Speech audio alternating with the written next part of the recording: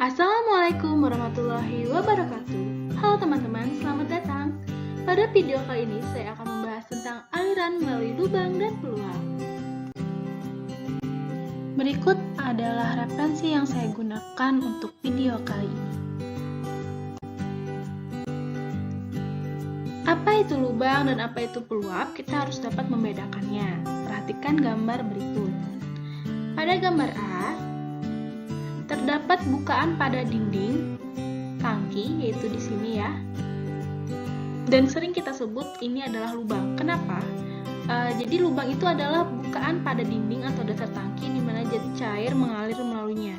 Sedangkan gambar B, ini kita katakan peluap karena bukaannya terletak berada di atas permukaan air. Ini adalah tinggi airnya. Dan di sini adalah bukaannya. Nah, jadi ketahuan ya bedanya. Kalau lubang itu dia bisa berada di mana saja, mau di dasar atau di dinding tangki. Sedangkan untuk peluap dia berada di atas permukaan air, bukaannya ya. Fungsi hidrolik dari keduanya biasanya adalah sebagai alat ukur debit. Sekarang coba kalian perhatikan gambar aliran melalui lubang berikut. Di sini dapat kita lihat terdapat partikel zat cair yang melalui lubang berasal dari segala arah, ditunjukkan oleh garis arus. Ini garis arusnya. Nah, ini ya. Kemudian karena zat cair itu mempunyai kekentalan, maka beberapa partikel yang mempunyai lintasan membelok akan mengalami kehilangan tenaga. Setelah melewati lubang pancaran air mengalami kontraksi yang ditunjukkan oleh penguncupan aliran. Kontraksi maksimum terjadi pada suatu tampang sedikit di sebelah hilir lubang, di mana pancaran kurang lebih horizontal. Tampang dengan kontraksi maksimum tersebutlah disebut dengan pena kontrakta. Pada aliran zat cair melalui lubang terjadi kehilangan tenaga, sehingga beberapa parameter aliran akan lebih kecil dibanding pada aliran zat cair idealnya. Berkurangnya parameter aliran tersebut dapat ditunjukkan oleh beberapa koefisien, ya, atau kita sebut dengan koefisien aliran, yaitu yang pertama koefisien kontraksi, yang kedua koefisien kecepatan, dan yang ketiga adalah koefisien debit. Koefisien kontraksi didefinisikan sebagai perbandingan antara luas tampang aliran pada vena kontrakta dan luas lubang yang sama dengan tampang aliran zat cair ideal. Atau dapat kita tuliskan dengan rumus C sama dengan luas tampang aliran pada vena kontrakta AC dibagi dengan luas lubang.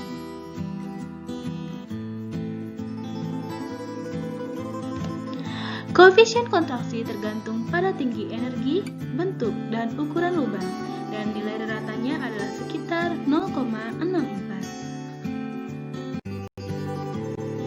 Koefisien kecepatan merupakan perbandingan antara kecepatan nyata aliran pada vena kontrakta dan kecepatan teoritis, atau dapat kita tulis dengan rumus CV sama dengan VC dibagi dengan V. Nilai koefisien kecepatan tergantung pada bentuk dari sisi lubang, apakah lubang tajam atau dibulatkan, dan tinggi energi. Nilai rata dari koefisien kecepatan adalah 0,97. Koefisien debit merupakan perbandingan antara debit nyata dan debit teoritis. Atau secara matematisnya dapat kita tulis CD sama dengan, kalau rumus debit kan sama dengan kecepatan kali dengan luas penampang ya, berarti VC dikali AC dibagi dengan V dikali A. Atau dapat kita tulis koefisien debit sama dengan koefisien kecepatan dikali dengan koefisien kontraksi. Sehingga nilai dari koefisien debit itu tergantung pada nilai dari koefisien kontraksi dan koefisien kecepatan yang nilai ratanya adalah 0,62. Aliran melalui lubang. Yang pertama kita akan membahas tentang aliran melalui lubang kecil. Perhatikan gambar berikut. Gambar ini menunjukkan jet cair yang mengalir melalui lubang kecil dari suatu tangki, di mana di sini ada titik 1, di sini C, dan di sini ada VC. Kemudian pusat lubang terletak pada jarak H dari permukaan air. Ini merupakan jaraknya H. Kemudian tekanan pada vena kontraktanya adalah atmosfer ya. Dengan menggunakan persamaan Bernoulli, maka kita akan mendapatkan kecepatan jet cair. Jadi kita akan menggunakan persamaan Bernoulli pada permukaan jet cair di kolom dan di vena kontrakta. Ada yang masih ingat mungkin dengan rumus persamaan Bernoulli-nya? Berikut saya tuliskan ya.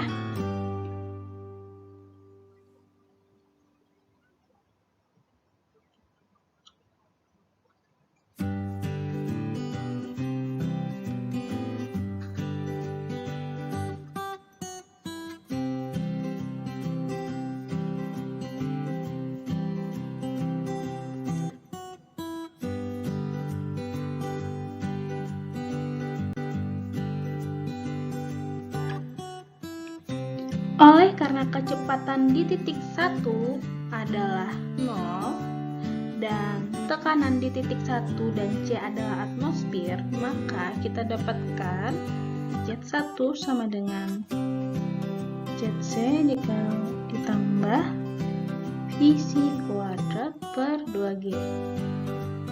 Kemudian nilai VC-nya kita pindah luaskan. Kira-kira didapatkan hasil seperti itu.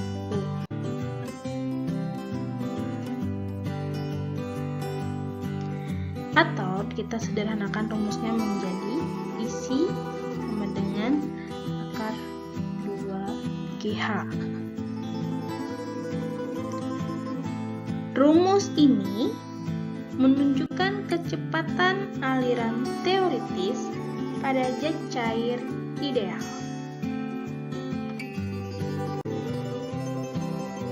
Pada jet cair real terjadi kehilangan tenaga yang disebabkan oleh kekentalan. Oleh karena itu, perlu kita masukkan nilai koefisien kecepatan, sehingga VC sama dengan CV dikali 2GH. Rumus ini merupakan rumus kecepatan untuk pada zat real atau kecepatan nyata. Jadi kita ulangi lagi ya. Untuk rumus kecepatan teoritis itu adalah V sama dengan akar 2GH.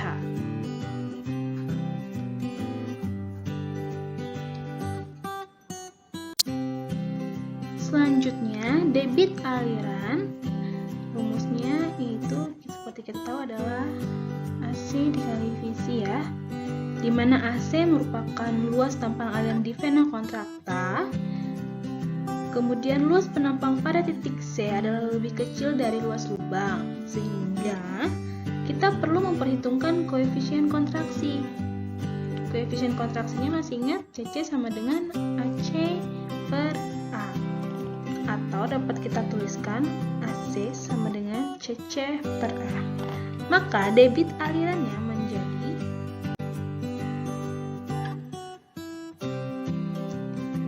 CC dikali A dikali CV dibagi 2GH. Jadi rumus CV-nya adalah ini ya.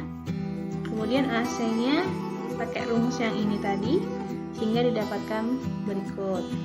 Kemudian kita sederhanakan lagi nih. Debit sama dengan, kalau CC dikali CV berarti itu adalah koefisien debit CD dikali A dikali 2GH.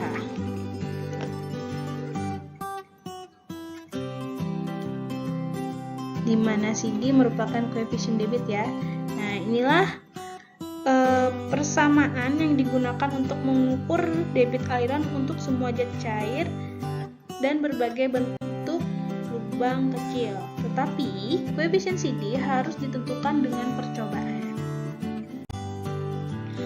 Kita memasuki ke contoh soal. Air mengalir melalui lubang dengan diameter 5 cm dan tinggi energinya 10 meter.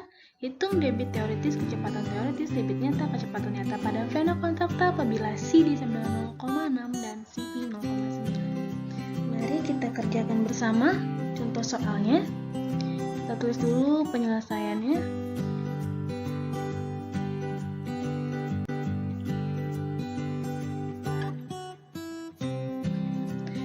Diketahui diameternya adalah 5 cm, kita ubah ke meter maka 0,05 meter, kemudian hanya 10 meter, CD-nya 0,6, CV-nya 0,9. Langkah pertama yang kita lakukan adalah kita menghitung nilai luas penampangnya terlebih dahulu, nilai A. Rumusnya yaitu 1/4 VD kuadrat sama dengan 1/4 VD-nya 0,05 kuadrat, maka didapatkan hasilnya adalah 0,001935 meter kuadrat. Kemudian, karena kita sudah dapat luasnya, maka kita dapat menghitung debit teoritisnya. T sama dengan rumus debit yaitu A kali V sama dengan A dikali 2GH. Kita pindah ke sini lanjutannya ya. Tadi A-nya adalah 0,001935 dikali dengan 2GH dikali dengan 2 dikali 9,81 dikali 10. Maka QT-nya sama dengan 0,0275 meter kubik per detik, atau kalau kita ubah ke liter menjadi 27,5 liter per detik. Kemudian karena sudah kita dapatkan debit teoritis, maka untuk debit nyatanya kita bisa menggunakan rumus CD dikali QT. Kenapa jadi dikali debit teoritis? Karena rumus debit teoritis itu adalah A kali akar 2GH. Jadi sama dong sama rumus untuk mencari debit nyata, yaitu CD dikali A dikali akar 2GH. Jadi CD-nya tadi adalah 0,6 dikali dengan, sekarang kita pakai liter aja ya, 27,5 liter per detik. Maka hasilnya adalah 16,5 liter per detik.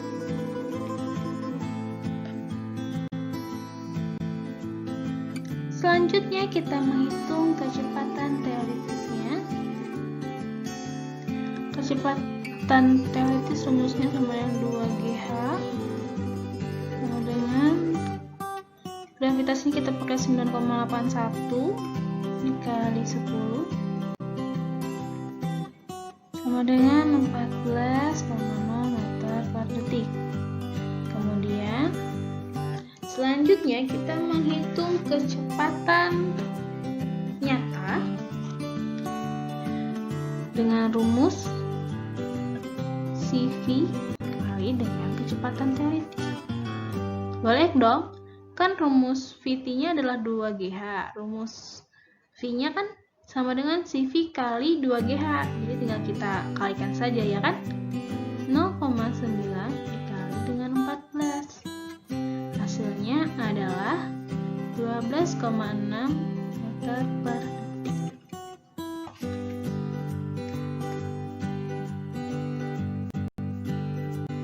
Aliran melalui lubang kecil terendam. Apabila permukaan jet cair di sebelah hilir lubang keluar adalah di atas sisi atas lubang, maka lubang disebut terendam. Perhatikan gambar berikut. Gambar berikut ini menunjukkan lubang terendam di mana elevasi permukaan jet cair di sebelah hulu dan hilir terhadap sumbu lubang adalah H1 dan H2. Atau dapat kita tuliskan di sini adalah titik 1 dan di sini adalah titik 2. Kemudian kita gunakan persamaan Bernoulli ya.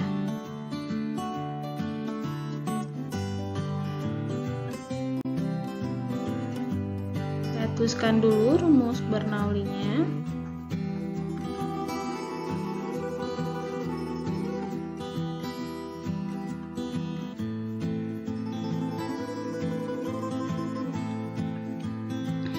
Oleh karena nilai-nilai berikut, kita asumsikan seperti ini ya. Kemudian nilai ini kita anggap adalah H1 dan ini kita anggap adalah H2. Maka H1 plus 0 sama dengan H2 ditambah V2 kuadrat dibagi 2G, atau V2 sama dengan akar 2G dikali H1 dikurang H2.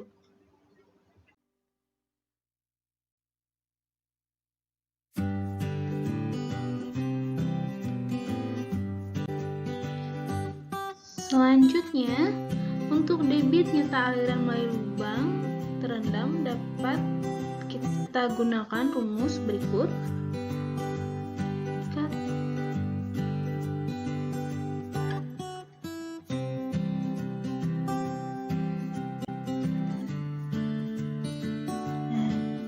Jadi kita dapat menggunakan rumus Q sama dengan CD dikali A dikali akar dari 2G dikali dengan H1 dikurang H2 untuk koefisien kontraksi dan koefisien debit lubang terendam dapat dianggap sama dengan lubang bebas. Selanjutnya kita membahas aliran melalui lubang besar. Perhatikan gambar berikut. Pada gambar berikut, lubang besar berbentuk segi 4 dengan lebar B dan tinggi D yang melewatkan debit aliran secara bebas ke udara luar. Tekanan atmosfer. Elevasi permukaan jet cair di dalam kolam adalah konstan sebesar H dari sumbu lubang. Kemudian distribusi kecepatan pada pena kontaktas sisi adalah sebanding dengan akar dari kedalaman pada setiap titik. Debit aliran melalui lubang dapat dihitung dengan memandang aliran melalui suatu elemen kecil dengan lebar B dan tinggi DH yang berada pada kedalaman H dari permukaan jet cair, sehingga untuk aliran melalui lubang besar dapat kita gunakan rumus berikut.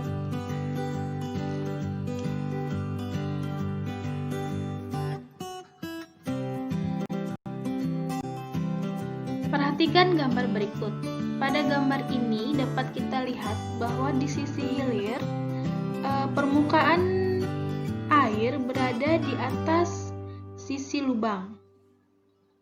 Jadi dapat kita katakan apabila elevasi permukaan jet cair sebelah hilir berada di atas sisi atas lubang, maka aliran disebut melalui lubang terendam. Pada kondisi ini, rumus debit dilakukan seperti pada lubang kecil terendam. Kemudian, pada gambar yang kedua, dapat kita lihat bahwa di sini untuk elevasi muka air di hilir di sini berada di atas sisi bawah lubang dan di bawah sisi atas. Atau dapat kita sebutkan lubang terendam sebagian terjadi apabila elevasi muka air hilir berada di atas sisi lubang dan di bawah sisi atas. Maka lubang tersebut disebut dengan lubang terendam sebagian, di mana debit alirannya merupakan gabungan antara lubang bebas dan lubang terendam.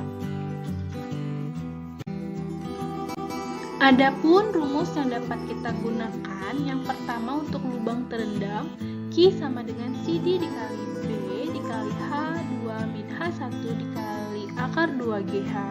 Kemudian untuk lubang terendam sebagian, yaitu tadi debit 1 bebas ditambah debit 2 terendam, maka didapatkan debit untuk lubang terendam sebagian. Kita masuk ke contoh soal. Lubang besar berbentuk segi 4 dengan lebar 1 meter dengan kedalaman 0,5 meter mengalirkan air dari suatu tangki. Apabila elevasi muka air di dalam tangki adalah 5,0 meter di atas lubang, hitung debit aliran dengan koefisien debit 0,6. Mari kita selesaikan soal ini.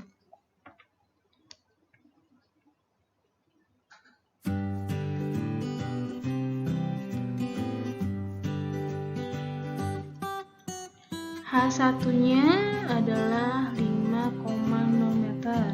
Kemudian H2-nya adalah 5,0 meter ditambah 0,5 ya.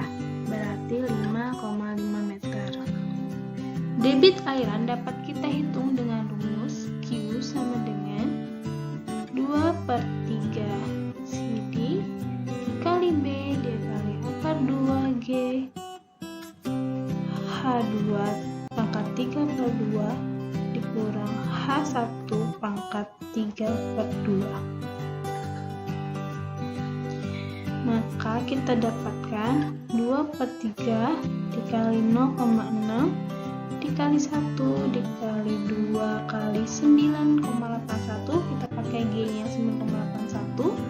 Kemudian H2 nya tadi 5,5 pangkat 3/2 dikurang 5 pangkat 3/2. Maka hasil yang didapatkan adalah 3,044 meter pangkat 3 per detik.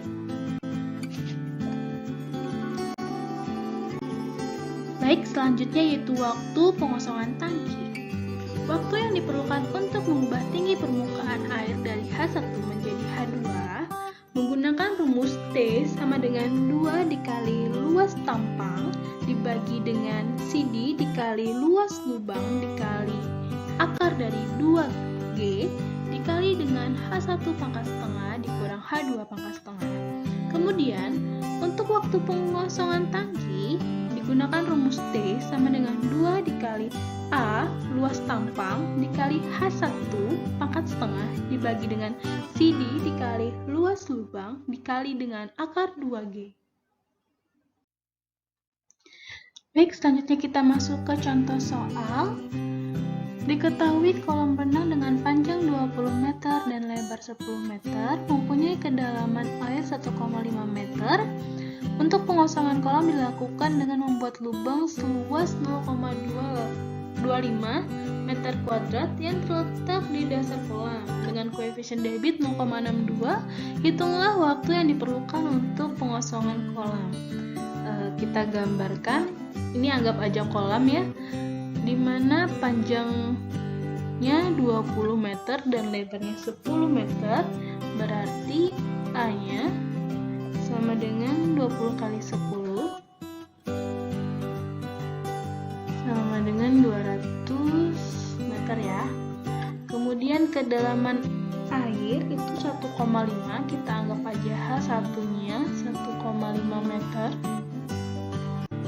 Kemudian pengosongan kolam dilakukan melalui lubang dengan luas 0,25, berarti ini luas A adalah 0,25. Kemudian ditanyakan waktunya. Jadi kita langsung aja masukin ke rumus sebelumnya tadi, yaitu T sama dengan 2 dikali A A dikali H1 pangkat setengah dibagi CD dikali A dikali akar 2G. Maaf ya, tulisannya mereng-mereng ini. Jadi T sama dengan 2 kali 200 dikali 1,5 pangkat setengah dibagi CD-nya tadi adalah 0,62 dikali 0,25 dikali 2G, kita pakai G-nya itu 9,81 ya. Sehingga hasilnya adalah 713,6 detik. Detik kalau kita menitkan adalah 11 menit 53,6 detik.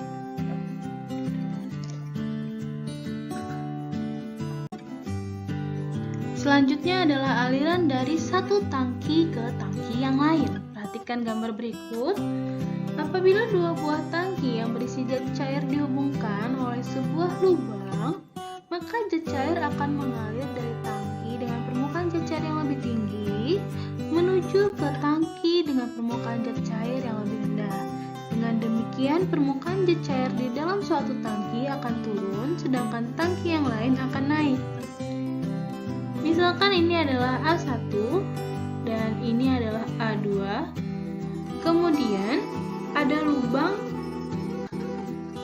antara dua tangki yang terendam. Di sini ada lubang dengan luas A.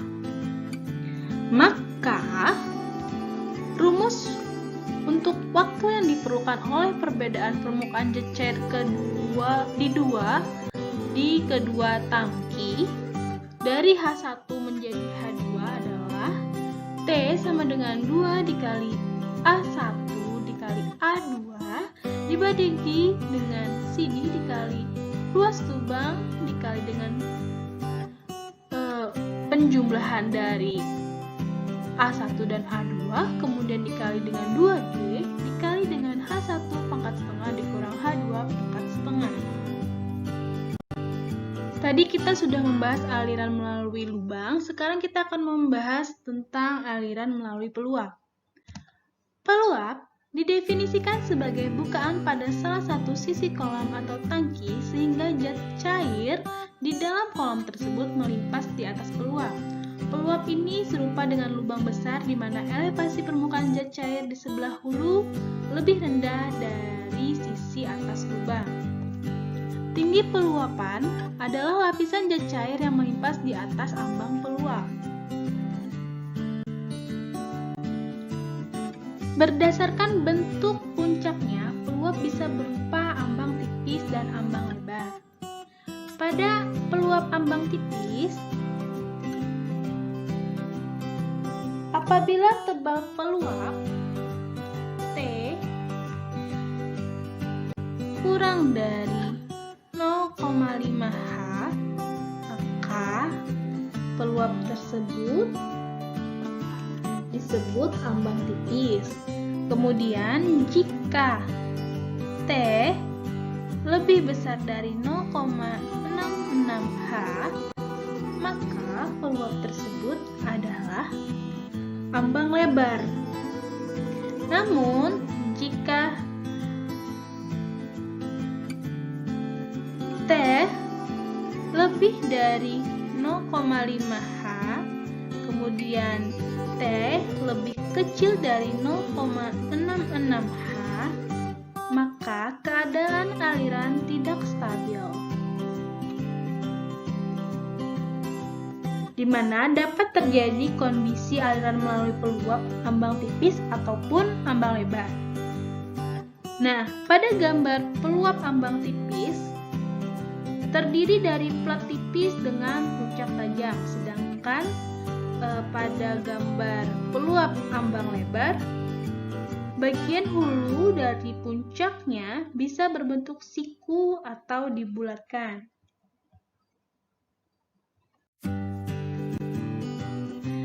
Berikut untuk gambar A itu adalah apabila panjang peluap sama dengan lebar kolam atau saluran yang biasa disebut dengan peluap tertekan. Peluap tertekan biasanya berbentuk segi empat. Peluap ini tidak mengalami kontraksi samping. Apabila panjang peluap tidak sama dengan lebar kolam atau saluran, maka peluapan mengalami kontraksi samping. Sehingga peluap itu bisa digambarkan seperti pada gambar B, yaitu peluap kontraksi samping.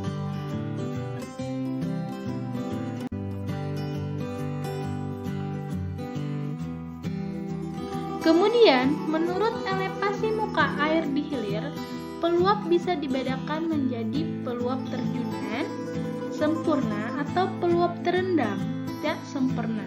Seperti pada gambar berikut, jadi untuk gambar yang ini merupakan gambar peluap terjunan atau peluap sempurna, sedangkan gambar ini merupakan gambar peluap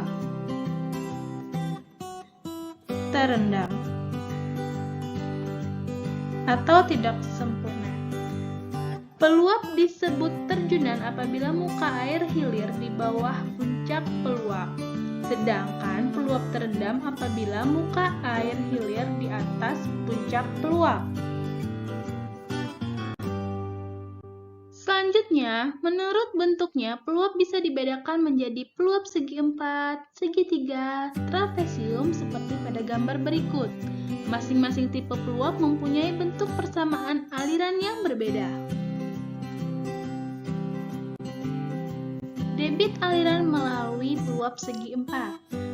Debit total melalui seluruh peluap dapat dihitung dengan rumus Q sama dengan 2/3 kali CD kali B kali akar 2G dikali H pangkat 3/2.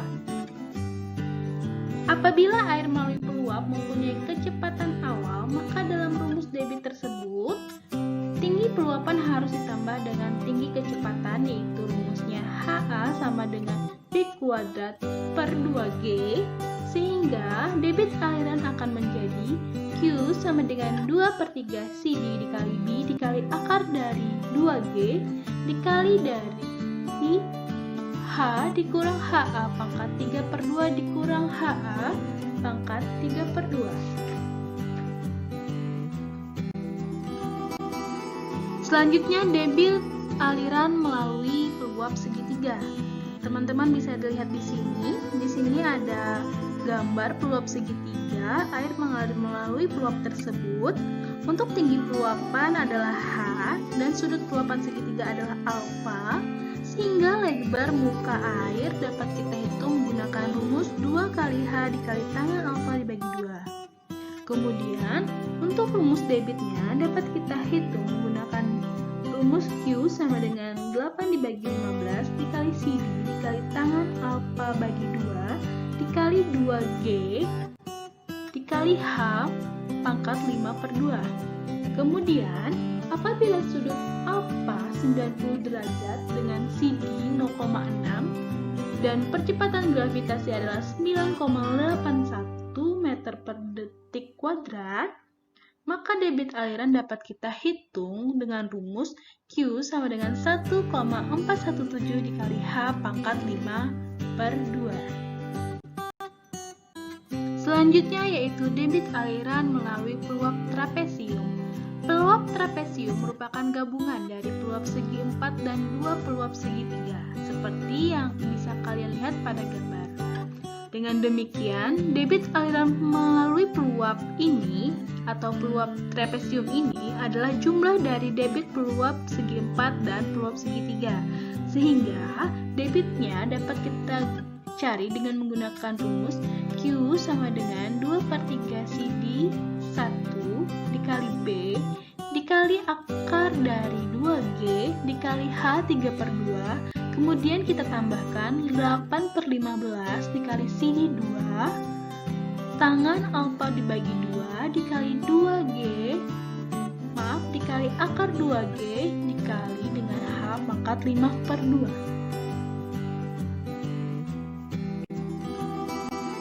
Kemudian debit aliran melalui peluap ambang lebar.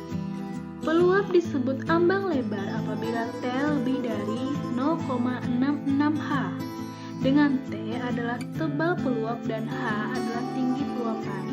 Sehingga untuk debit aliran kita dapat menggunakan persamaan Q sama dengan CD dikali B dikali dengan akar 2G dikali dengan akar dari H dikali H pangkat 2 dikurang H kecil pangkat 3, di mana H besar adalah tinggi air bagian hulu peluap, kemudian H kecil adalah tinggi air bagian hilir peluap.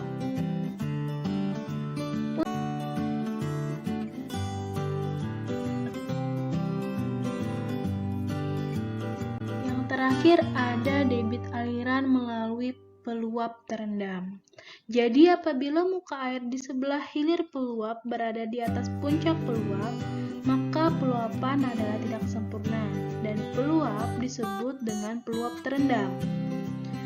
Untuk rumus debit aliran kita dapat menggunakan persamaan Q sama dengan 2/3 kali CD dikali B dikali akar 2G dikali H1 dikurang H2 pangkat 3/2 ditambah dengan CD dikali B dikali H2 dikali akar dari 2G dikali H1 min H2, di mana H1 merupakan tinggi air bagian hulu peluap sedangkan H2 merupakan tinggi air bagian hilir peluap.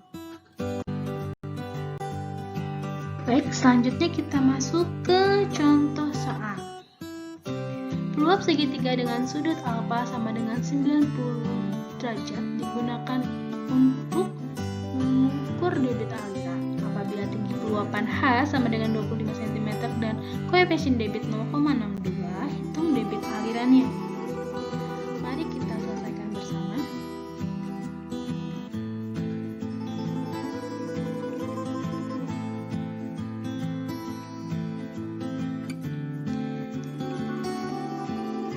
Di sini kita diketahui dulu ya.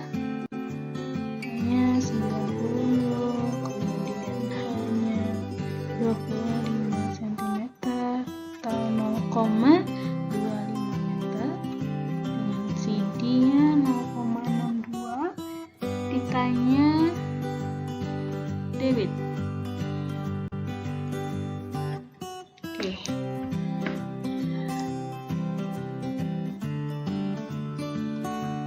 Rumusnya adalah tadi untuk peluap segitiga 8/15 dikali CD dikali akar 2G tangan alfa bagi 2 dikali H nya kalau nggak salah dikali pangkat 5/2 ya. Kita masukin angkanya 8/15 dikali 0,62. G-nya kita pakai 9,81. Sama alfanya 90 bagi 2 45 derajat dikali dengan H-nya 0,25 pangkat 5/2. Coba nanti kalian hitung apakah benar hasilnya adalah 0,04577 meter pangkat 3 per detik.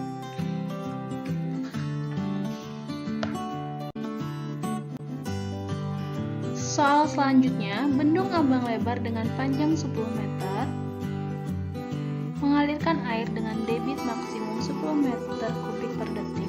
Tentukan tinggi peluapan pada sisi hulu bendung apabila koefisien debitnya adalah 0,62. Yuk kita selesaiin yuk.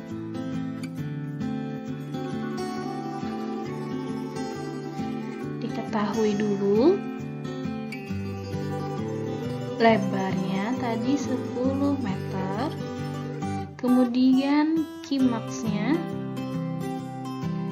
10 meter kubik per detik, CD-nya 0,62. Ditanya H-nya berapa?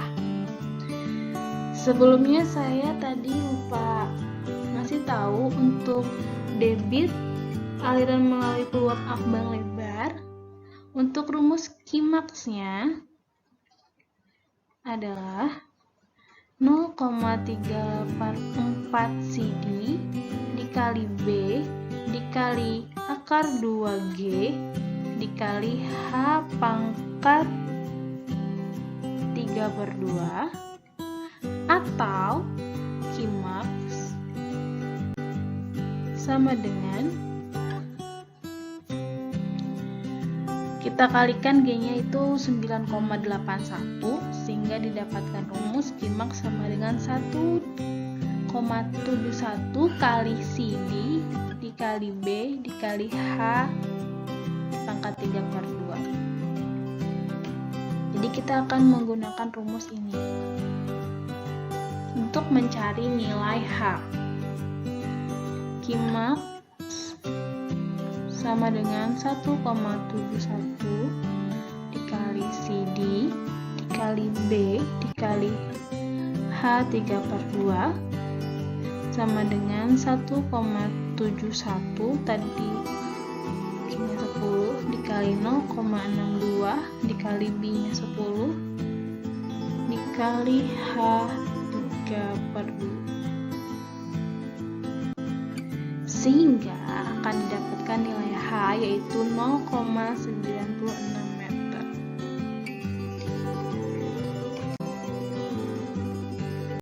Itulah tadi yang dapat saya sampaikan mengenai materi aliran melalui lubang dan peluap. Salah hilap saya mohon maaf apabila banyak sekali kekurangan dalam video ini. Semoga materi ini dapat bermanfaat. Wassalamualaikum warahmatullahi wabarakatuh.